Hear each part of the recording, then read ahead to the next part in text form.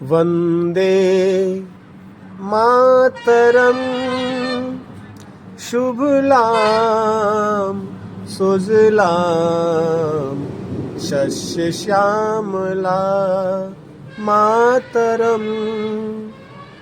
हमारे माँ भारती के वीर सपूत आजाद हिंद फौज के संस्थापक हमारे नेताजी सुभाष चंद्र बोस जी का आज जयंती है।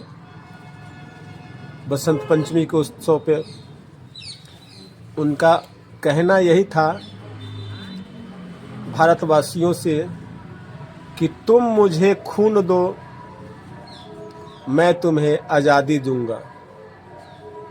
और उन्होंने हमारे देश को स्वतंत्र कराया। उस वीर सपूत को मेरे तरफ से कोटि कोटि नमन है। जय भारती।